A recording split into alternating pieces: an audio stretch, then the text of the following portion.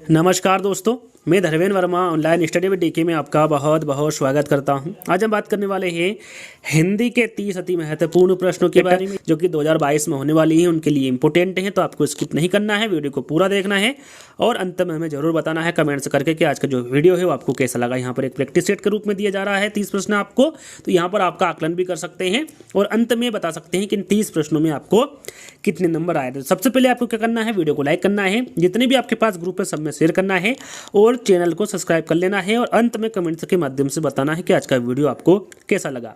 शुरू करते हैं। पहला प्रश्न है आपका, लेख लिखा गया इस वाक्य में कौन सा वाच्य। यहाँ पर देखिए, इस वाक्य में वाच्य पूछा गया है, कर्तवाच्य है, कर्मवाच्य है, भाववाच्य है या फिर ए और बी दोनों है। तो यहाँ पर सबसे पहले हमें वाक्य को अच्छे से पढ़ लेना है। लेख लिखा गया, क्या लिखा गया, लेख लिखा गया। यहाँ पर आप देखेंगे तो यहाँ पर कर्म किया जा रहा है, लेख को लिखा जा रहा है, तो यहाँ पर कर्म की प्रधानता का बोध होता है। वहाँ पर कौन सा वाच्य होता है, वहाँ पर हमेशा कर्मवाच्य होता है। तो यहाँ पर आपका राइट आंसर क्या होगा, कर्मवाच्य। लेख लिखा गया इस वाक्य में कौन सा वाच्य होगा, कर्मवाच्य होगा। यहाँ पर कर्तवाच्य और भाववाच्य दोनों के एक एक उदाहरण आपको बताऊंगा, तो उसके बारे में आपको जानकारी होना चाहिए। जैसा कि आपसे पूछा जाए कि राम ने दूध पिया, राम ने दूध पिया, ये किस प्रकार का वाच्य होगा, तो ये हमेशा कर्तवाच्य होगा। यदि आपसे पूछा जाए कि सीता से हंसा नहीं जाता, सीता से हंसा नहीं जाता, ये किस प्रकार का वाच्य है, तो याद रखिएगा ये भाववाच्य है। तो तीनों के एक एक उदाहरण मैं आपको बता चुका हूं, जिसके बारे में आपको जानकारी होना चाहिए। चलिए, निम्नलिखित में से कौन सा शब्दालंकार नहीं, यहाँ पर देखिए शब्दालंकार कौन सा नहीं है, अनुप्रास, यमक, श्लेष या फिर रूपक। तो यहाँ पर आपको बता दूं मैं कि श्लेष, यमक और अनुप्रास ये तीनों ही शब्दालंकार के अंतर्गत आते हैं। और जो रूपक अलंकार है, जो रूपक अलंकार है शब्दालंकार नहीं होता है, बल्कि यहाँ अर्थालंकार होता है। याद रखिएगा कौन सा इसमें से अर्थालंकार है पूछा जाए तो आपका राइट आंसर क्या होगा, रूपक। रूपक शब्दालंकार नहीं होता है, कौन सा अलंकार होता है, अर्थालंकार होता है। तो यहाँ पर डी वाला विकल्प आपका सही होगा। तीसरा प्रश्न, मजदूर मेहनत करता है किंतु उसके लाभ से वंचित रह जाता है। ये जो वाक्य है ये किस प्रकार का है, सरल वाक्य है,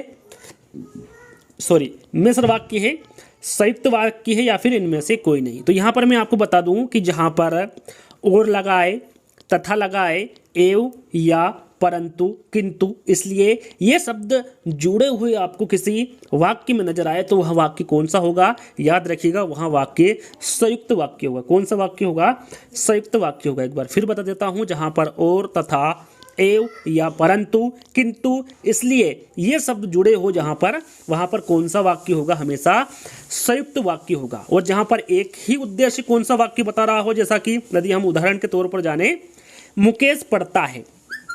यदि आपसे पूछे कि मुकेश पढ़ता है ये किस प्रकार का वाक्य है, तो आपको पता होना चाहिए ये सरल वाक्य, क्योंकि यहाँ पर एक ही उद्देश्य आपको दिख रहा, मुकेश क्या कर रहा है, पढ़ा रहा है। तो जहाँ पर एक ही उद्देश्य आपको दिखे जिस वाक्य में, तो वाक्य कैसा होगा, सरल वाक्य होगा। और जहाँ पर याद रखिएगा, जहाँ पर आपको जब दिखे तब दिखे, जहाँ वहाँ, जैसा वैसा, जहाँ पर ये शब्द आपको दिखे, जुड़े हुए आपको दिखे, तो वो कौन सा होगा, हमेशा मिश्रित वाक्य होगा। कौन सा वाक्य होगा, वो मिश्रित वाक्य होगा या फिर मिश्र वाक्य होगा। जैसे कि उदाहरण के तौर पर, जैसे मैं जानता हूँ कि तुम्हारे अक्षर अच्छे नहीं बनते, यदि इस प्रकार का वाक्य आपको दिया जाए और पूछा जाए कि इसमें कौन सा वाक्य होगा, तो इसमें मिश्रित या फिर मिश्र वाक्य होगा, क्योंकि यहाँ पर जैसे लगा हुआ है, जहाँ पर जब तब जहाँ वहाँ जैसा वैसा आ जाए, वहाँ पर हमेशा कौन सा वाक्य होगा, मिश्रित वाक्य होगा। तो थोड़ा सा इन बातों का ध्यान रखिएगा, जैसा कि आपको प्रश्न में दे वैसा आप वहाँ पर जल्दी से आंसर को लगा सकते हैं। जैसा कि मैं आपको बता रहा हूँ वैसे वैसे आपको ध्यान में रखना है। चौथा प्रश्न, देशभक्ति में समास। यहाँ पर देखिए, देशभक्ति में समास यदि आपसे पूछा जाए कौन सा होगा, द्वंद्व होगा, द्विगु होगा, तत्पुरुष होगा या तत्पुरुष होगा या फिर अव्ययी भाव होगा। देशभक्ति में समास यदि आपसे पूछा जाए तो क्या होगा। सबसे पहले तो हम इसका समास विग्रह कर लेते हैं। देशभक्ति का समास विग्रह क्या होता है, देश के लिए भक्ति, देश के लिए भक्ति या देशभक्ति का समास विग्रह होता है। यहाँ पर अब आपको बताना है कि इसमें कौन सा समास है। तो राइट आंसर आपका क्या होगा, इसमें कौन सा समास होगा, तत्पुरुष समास होगा। कौन सा होगा, तत्पुरुष, संप्रदान तत्पुरुष समास होगा देशभक्ति में। तीसरा वाला विकल्प आपका सही होगा। चलिए, गंगा की उज्जवल जलधारा सूर्योदय के समय सुंदर लगती है। रेखांकित शब्द का शुद्ध वर्तनी क्या होगा? यहाँ पर देखिए रेखा खींची हुई है। उज्ज्वल का आपको शुद्ध वर्तनी आपको बताना है क्या होगा। जल्दी में जहाँ पर भी उज्ज्वल लिखना होता है हमेशा बच्चा इसी प्रकार से लिखता है, लेकिन आप यदि इस प्रकार से उज्ज्वल लिखते हैं तो हमेशा त्रुटि करते हैं, यह शुद्ध वर्तनी नहीं होता है। यहाँ पर आपको 4 विकल्प दिए गए हैं और शुद्ध वर्तनी के बारे में पूछा गया है। तो याद रखिएगा हमेशा जो उज्ज्वल लिखा जाएगा उसमें आधा जा आएगा, दोनों ही क्या आएगा, यहाँ पर आधा जा आएगा। वो जहाँ पर आधा जा आपको दिखे वो हमेशा शुद्ध वर्तनी होगी उज्ज्वल के। तो यहाँ पर पहला वाला जो विकल्प होगा वो एकदम सही होगा। छठा प्रश्न है शत्रु का हनन करने वाला वाक्यांश के लिए एक शब्द बताना। यहाँ पर देखिए जो वाक्य दिया हुआ है इसके लिए एक शब्द बताना है। शत्रु का हनन करने वाले को क्या कहते हैं? शत्रुहंता कहते हैं, रिपुदमन कहते हैं, अरिदमन कहते हैं या फिर शत्रुघ्न कहते हैं। तो इसके बारे में तो सभी को पता होगा, 4 विकल्प पढ़ते ही आंसर आपको समझ में आ गया होगा। तो इसे शत्रुघ्न कहते हैं। शत्रु का हनन करने वाले को क्या कहते हैं? शत्रुघ्न कहते हैं। डी वाला विकल्प आपका सही होगा। संचारी भाव, देखिए संचारी भावों की संख्या पूछी जाती है, कितनी होती? 9 होती है, 33 होती है, 16 होती है या फिर 99 होती है। कहीं कहीं यहाँ पर रस के बारे में भी पूछा जाता है कि रस की कितनी संख्या होती है। तो सबसे पहले हम जान लेते हैं संचारी भावों की कितनी संख्या होती है। तो याद रखिएगा 33 होती है। संचारी भावों की संख्या कितनी होती है? 33 होती है। और रस की कितनी होती है? तो याद रखिएगा जो रस की संख्या होती है वो 9 होती है। यहाँ पर संचारी भावों की संख्या 33 होती है और जो रस होते हैं वो कितने होते हैं? 9 होते हैं।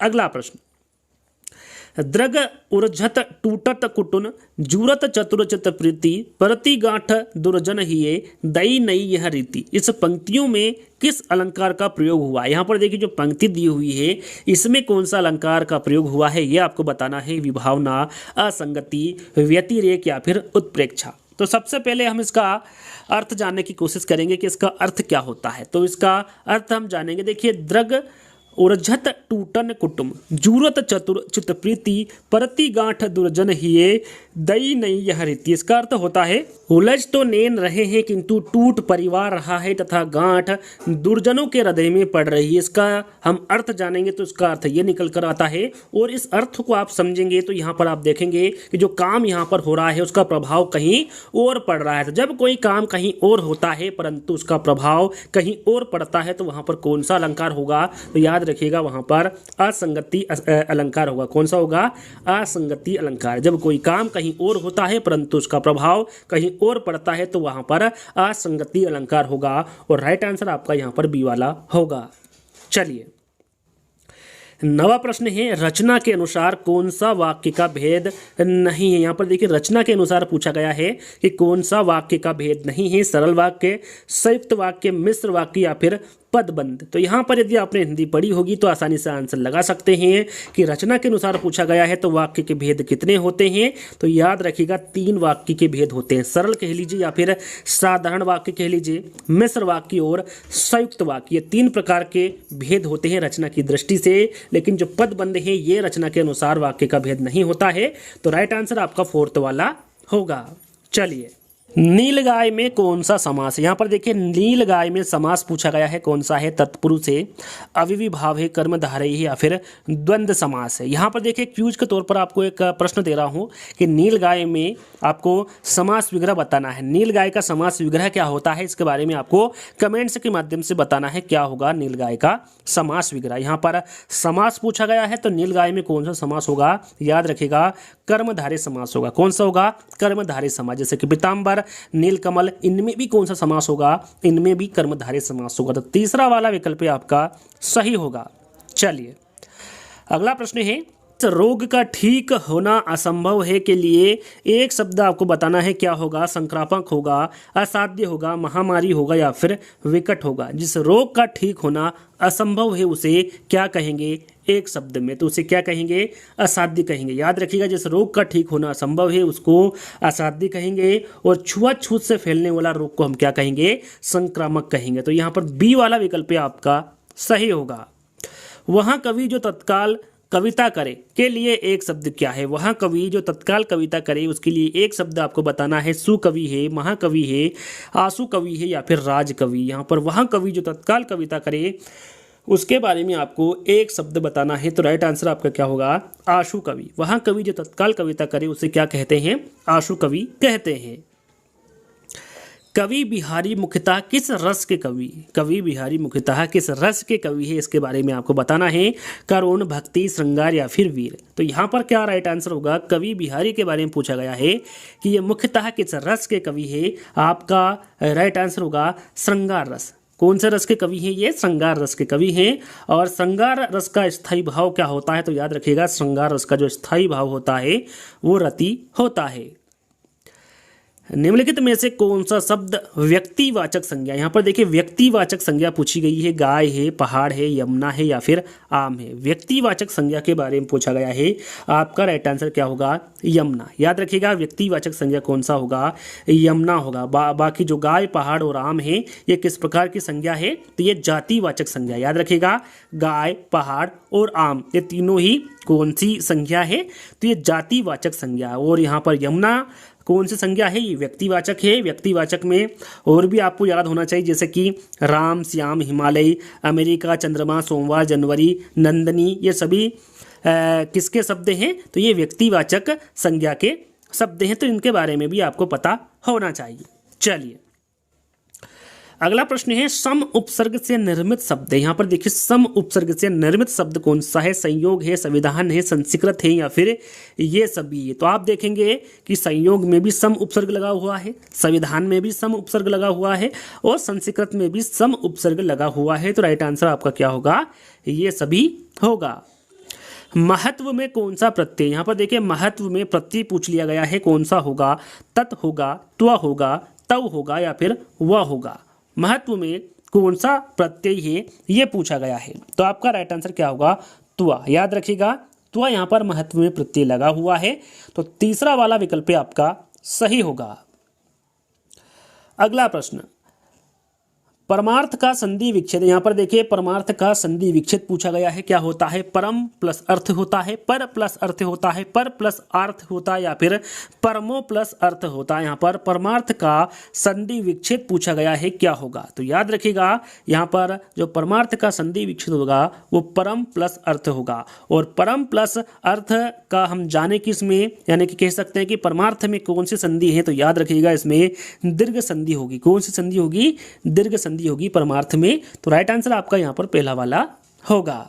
चलिए अगला प्रश्न है, सरस्वती पत्रिका के संपादक कौन। यहाँ पर देखिए सरस्वती पत्रिका के संपादक के बारे में पूछा गया है, कौन थे। सूर्यकांत त्रिपाठी निराला, महावीर प्रसाद द्विवेदी, भारतेंदु हरिश्चंद्र या फिर बाल मुकुंद गुप्त। सरस्वती पत्रिका के संपादक के बारे में पूछा गया है, तो आपका राइट आंसर होगा महावीर प्रसाद द्विवेदी। याद रखिएगा सरस्वती पत्रिका के जो संपादक होंगे वो महावीर प्रसाद द्विवेदी होंगे। आपसे पूछा जाए कि कवि वचन सुधा, कवि वचन सुधा के संपादक कौन होंगे, तो आपको पता होना चाहिए भारतेंदु हरिश्चंद्र। आपसे पूछा जाए अखबारे चुनार तथा कोहिनूर, इन दोनों पत्रिका के संपादक कौन होंगे, तो वो बाल मुकुंद गुप्त होंगे। याद रखिएगा कवि वचन सुधा के भारतेंदु हरिश्चंद्र होंगे, अखबारे चुनार तथा कोहिनूर के बाल मुकुंद गुप्त होंगे और सरस्वती पत्रिका के जो संपादक होंगे वो महावीर प्रसाद द्विवेदी होंगे। चलिए अगला प्रश्न है, चितंबरा।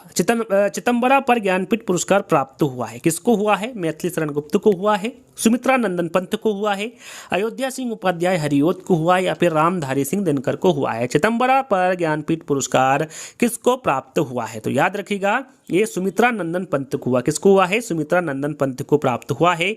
कब हुआ है, 1968 में। चितंबरा पर ज्ञानपीठ पुरस्कार सुमित्रा नंदन पंत को 1968 में प्राप्त हुआ है। चलिए यहाँ पर देखिए रामधारी सिंह दिनकर आपको यहाँ पर विकल्प में दिख रहा होगा। यदि आपसे पूछा जाए कि उर्वशी जो उर्वशी नामक रचना है उस पर किसको ज्ञानपीठ पुरस्कार प्राप्त हुआ है, तो रामधारी सिंह दिनकर। याद रखिएगा रामधारी सिंह दिनकर को उर्वशी नामक रचना पर ज्ञानपीठ पुरस्कार इनको भी मिला है। कब मिला है, तो ये 1972 को मिला है। तो इसके बारे में भी आपको जानकारी होना चाहिए। चलिए महान शब्द में त्व प्रत्यय जोड़ने से शब्द बनेगा। यहाँ पर महान शब्द में यदि आप त्व प्रत्यय जोड़ते हैं तो उसका क्या बनेगा, महिनी बनेगा, महता बनेगा, महत्व बनेगा या फिर महती बनेगा। सरल सा प्रश्न है। यहाँ पर क्या बनेगा, महान शब्द में त्व प्रत्यय यदि हम जोड़ते हैं तो राइट आंसर आपका यहाँ पर होगा महत्व। क्या बनेगा, महान शब्द में यदि त्व प्रत्यय जोड़ते हैं तो वो महत्व बनेगा। चलिए महावीर प्रसाद द्विवेदी ने आदिकाल को क्या संज्ञा दी? यहाँ पर देखिए महावीर प्रसाद द्विवेदी ने आदिकाल को क्या संज्ञा दी है, इसके बारे में पूछा गया है। बीज वपन काल, आदिकाल, वीरगाथा काल या फिर चारण काल। तो यहाँ पर आपका राइट आंसर होगा बीज वपन काल। याद रखिएगा जो महावीर प्रसाद द्विवेदी ने आदिकाल को संज्ञा दी है वो बीज वपन काल की संज्ञा दी। बात करें आदिकाल की, वीरगाथा काल की और चारण काल की, तो इनके बारे में भी आपको पता होना चाहिए। आचार्य रामचंद्र शुक्ल जी ने आदिकाल को वीरगाथा काल की संज्ञा दी है। बात करें सिद्ध सामंत काल की, तो ये राहुल साकृत्यायन ने सिद्ध सामंत काल की संज्ञा दी है आदिकाल को। बात करें संधि काल व चारण काल की, तो ये राजकुमार वर्मा ने संधि काल व चारण काल की संज्ञा दी है आदिकाल को। और बात करें आदिकाल की संज्ञा किसके द्वारा दी गई है, तो ये हजारी प्रसाद द्विवेदी के द्वारा दी गई है। तो सभी के बारे में आपको जानकारी होना चाहिए। चलिए, हिंदी शब्द किस भाषा से लिया गया है? जो हिंदी शब्द है ये किस भाषा से लिया गया है? संस्कृत, फारसी, हिंदी या फिर अरबी? इंपॉर्टेंट है, आपको पता होना चाहिए। जो हिंदी शब्द है ये फारसी भाषा से लिया गया। कहाँ से लिया गया है? हिंदी शब्द फारसी भाषा से लिया गया शब्द है। अगला प्रश्न, निम्नलिखित में से तत्सम शब्द है। यहाँ पर देखिए तत्सम शब्द आपको बताना है कौन सा है। आँख है, पाँव है, गांव है या फिर ग्रह है? यहाँ पर तत्सम शब्द के बारे में आपको बताना है। राइट आंसर आपका होगा ग्रह। ग्रह एक तत्सम शब्द है और इसका हम तद्भव जाने तो इसका जो तद्भव होता है वो घर होता है। यहाँ पर ग्रह तत्सम शब्द है और घर यहाँ पर तद्भव शब्द है। बात करें हम आँख की, तो आँख एक तद्भव शब्द है और इसका जो तत्सम शब्द होता है वो क्या होता है? अक्षी होता है। पाँव की हम बात करें तो पाँव एक तद्भव शब्द है और इसका जो तत्सम शब्द होता है वो क्या होता है? गांव की, गांव एक तत्सम शब्द है और इसका तत्सम शब्द क्या होता है? ग्राम होता है। और यहाँ पर पाँव की बात करें तो पाँव एक तत्सम शब्द है, तद्भव शब्द है और इसका जो तत्सम शब्द होता है वो पाद होता है। क्या होता है? पाद। तो यहाँ पर देखिए इन सभी के बारे में आपको पता होना चाहिए कि कौन सा तत्सम शब्द है और कौन सा तद्भव शब्द है। तो इन सभी के बारे में आपको जानकारी होना चाहिए। एक आप यहाँ पर स्क्रीनशॉट ले लीजिएगा, जब भी आपको समय मिले आप इनको पढ़ सकते हैं। चलिए, लेखक और उसकी रचना का कौन सा जोड़ा गलत है? यहाँ पर देखिए 2-3 प्रश्न आपको ऐसे मिलेंगे जो कि 2018 में पूछे गए हैं और काफ़ी इंपॉर्टेंट है। इन प्रश्नों के बारे में आपको जानकारी होना चाहिए। यहाँ पर आपसे पूछा गया है लेखक और उनकी रचना का कौन सा जोड़ा गलत है? स्कंदगुप्त, लक्ष्मी नारायण मिश्र, संस्कृति के 4 अध्याय, ये रामधारी सिंह दिनकर द्वारा लिखा गया है, बिल्कुल सही है। रसज्ञ रंजन, ये आचार्य महावीर प्रसाद द्विवेदी द्वारा लिखा गया, बिल्कुल सही है। अशोक के फूल, ये आचार्य हजारी प्रसाद द्विवेदी के द्वारा लिखा गया, ये भी बिल्कुल सही। यहाँ पर कौन सा जोड़ा गलत है पूछा गया है, तो यहाँ पर पहला वाला आप जोड़ा देख सकते हैं जो स्कंदगुप्त है ये लक्ष्मी नारायण मिश्र के द्वारा नहीं लिखा गया है। ये किसके द्वारा लिखा गया है? तो याद रखिएगा ये जयशंकर प्रसाद। याद रखिएगा जो स्कंदगुप्त है ये जयशंकर प्रसाद के द्वारा लिखा गया है, न कि लक्ष्मी नारायण मिश्र के। तो यही जोड़ा आपका गलत होगा। तो पहला वाला विकल्प आपका सही होगा। ये 2018 में पूछा गया प्रश्न है। कवि और उनकी रचना का कौन सा जोड़ा सही नहीं है? यहाँ पर भी जो प्रश्न आप देख रहे हैं, यहाँ प्रश्न भी 2018 यूपी टेट के पेपर से लिया गया है, जो कि काफ़ी इंपॉर्टेंट है। आगे की जो एग्जाम होगी उसमें भी इसी प्रकार के प्रश्न आपको देखने को मिलेंगे। कवि और उसकी रचना का कौन सा जोड़ा सही नहीं है पूछा गया है। परिमल सूर्यकांत त्रिपाठी निराला, बिल्कुल सही है। जो परिमल रचना है ये सूर्यकांत त्रिपाठी निराला के द्वारा लिखी गई है। शिवराज भूषण के द्वारा लिखी गई रचना है। शब्द रसायन देव के द्वारा लिखी गई रचना है। यहाँ पर जो उद्धव शतक है ये भारतेंदु हरिश्चंद्र के द्वारा नहीं लिखी गई है। ये किसके द्वारा लिखी गई है? तो याद रखिएगा ये जगन्नाथ दास रत्नाकर के द्वारा उद्धव शतक लिखी गई, ना कि भारतेंदु हरिश्चंद्र के द्वारा। तो यहाँ पर कौन सा जोड़ा सही नहीं है पूछा गया था, तो डी वाला विकल्प आपका सही होगा। एक प्रश्न और यहाँ पर लिया गया है 2018 यूपी टेट। 3 प्रश्न यहाँ पर आपको मिलेंगे और सभी के सभी लेखक और उनकी कृति से प्रश्न आपको देखने को मिलेंगे। लेखक और उसकी कृति के युग्म में कौन सा युग्म गलत है? 3 प्रश्न आपको एक जैसे मिले लेकिन उनके विकल्प यहाँ पर आपको अलग अलग देखने को मिले। आदिदेश जो रचना है ये डॉक्टर संपूर्णानंद के द्वारा लिखी गई, बिल्कुल सही है। बोलगा सी गंगा ये राहुल साकृत्यायन के द्वारा लिखी गई, बिल्कुल सही है। सूरज का सातवां घोड़ा ये धर्मवीर भारती के द्वारा लिखी गई है, बिल्कुल सही है। दर्शन दिग्दर्शन, जो दर्शन दिग्दर्शन है यह रामचंद्र शुक्ल के द्वारा नहीं लिखी गई है, ये किसके द्वारा लिखी गई है, तो ये राहुल साकृत्यायन के द्वारा लिखी गई है दर्शन दिग्दर्शन। तो यहाँ पर कौन सा जोड़ा गलत है ये पूछा गया था, तो आपका राइट आंसर यहाँ पर भी डी वाला होगा। चलिए अगला प्रश्न है, 12 बरस लो कूकल जीवे अरु 13 लो जिए सियार। यहाँ पंक्ति किसकी, यहाँ पर पंक्ति के बारे में पूछा गया है कि ये पंक्ति किसकी है, विद्यापति की है, चंद्रबरदाई की है, नरपति नाहला की या फिर जगनिक की है। तो यहाँ पर आपका राइट आंसर होगा जगनिक की है। याद रखिएगा 12 बरस लो कूकल जीवे अरु 13 लो जिए सियार, यहाँ पंक्ति किसकी होगी, जगनिक की होगी। यहाँ प्रश्न जो 2017 में एग्जाम हुई थी यूपी टेट की, उसमें से लिया गया प्रश्न है। निम्नलिखित में से किस देश में हिंदी भाषा का प्रयोग लिखने एवं बोलने में किया जाता है। काफी इंपोर्टेंट प्रश्न है, इस प्रकार का प्रश्न एग्जाम में पूछा जाता है। तो कौन सा देश है जिसमें हिंदी भाषा का प्रयोग लिखने एवं बोलने में किया जाता है। ऑस्ट्रेलिया है, दक्षिण अमेरिका है, पाकिस्तान है या फिर मॉरिशस है। तो यहाँ पर आपका राइट आंसर क्या होगा, मॉरिशस। जो मॉरिशस देश है इसमें हिंदी भाषा का प्रयोग लिखने में भी किया जाता है और बोलने में भी किया जाता है।